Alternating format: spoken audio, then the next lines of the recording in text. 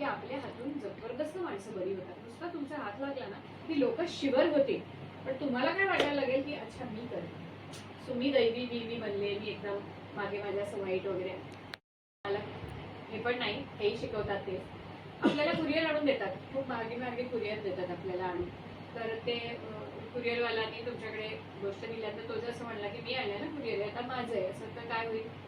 तसंच एकीच आहे, ती अडकणार. मी नाही बरं करत, रेखी बरं करते. हे बोलायसाठी नाहीये नुसतं. स्टेप बाय स्टेप शक्ती आहे.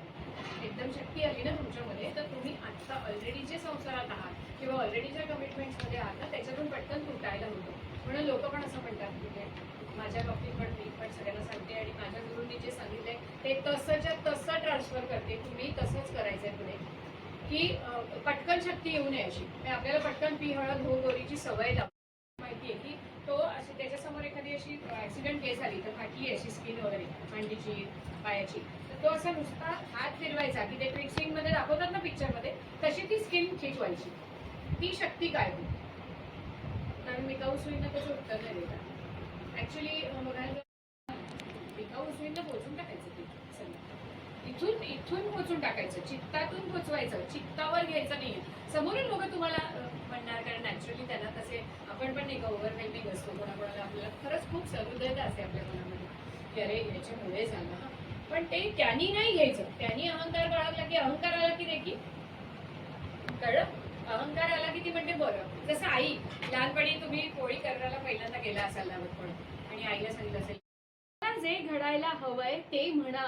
आपण नॉर्मली क्वेश्चन मार्क पाठवतोय तिकडे की माझं ना हे चांगलं झालं पाहिजे, माझं चांगलं होऊ दे, म्हणजे अजून व्हायचंय ना, मग अजून व्हायचंय, अजून व्हायचंय, अजून ते होईल झालं नाही, माझं छान झालं, परफेक्ट.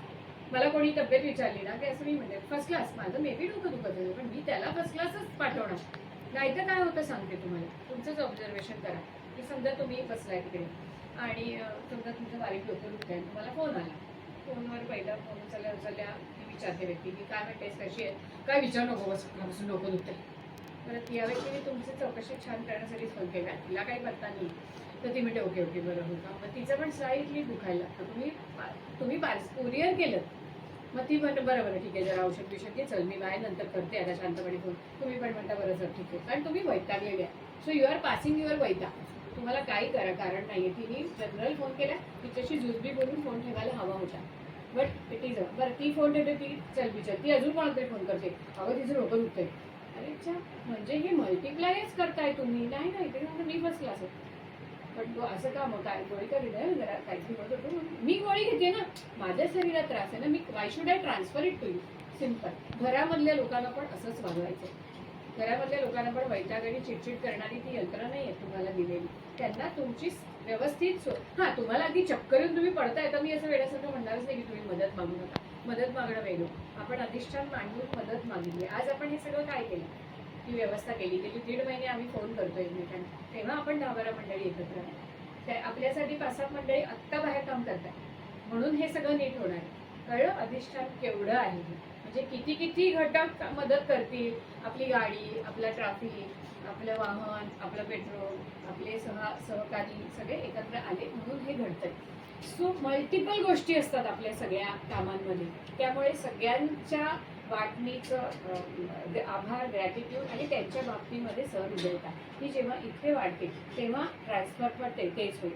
फर्स्ट क्लास असं म्हटल्यानंतर समोरच्या माणसाला छानच वाटते की तब्येत कशी आहे कसं. पण तुमच्या डॉक्टरला नाही फर्स्ट क्लास सांगायचे, त्याला लिपिड प्रोफाईल माहिती आहे तुमचं, त्याला माहिती आहे तुमचं लिपिड प्रोफाईल जे रिझल्ट आहेत ना लेटेस्ट, ते तुमच्या मनाचे पण result. It is about your mind. Diabetes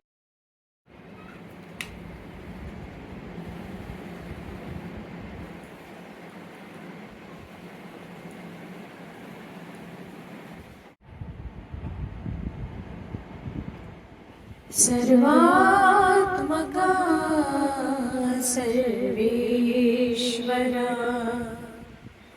गंगाधरा शिवसुंदरा गंगाधरा शिवसुंदरा.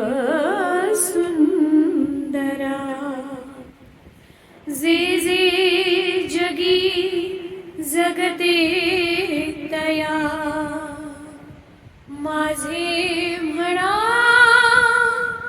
करुणा करा सर्वात्मका सर्वेश्वरा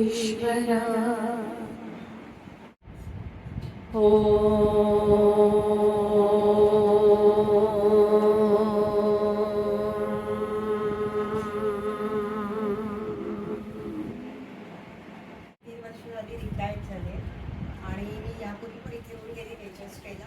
जेव्हा यांचा मेसेज मिळाला मला, आम्ही लेहाला गेलो होतो तेव्हा लेहाला गेलो तेव्हा यांना हा स्ट्रोक आला नीरोचा. पण मला रेकी करायची होती त्यांच्यासाठी, मला शिकायचं होतं म्हणून मी यांना कॉन्टॅक्ट केला. म्हटलं मला शिकायचं तर आहे, पण मग ते म्हणाले ह्यांना आणलं तरी तुम्ही चालेल. मग मॅडमशी पण बोलली आणि त्यांची इच्छा होती की मी येईन. तुमचं इंटरव्ह्यू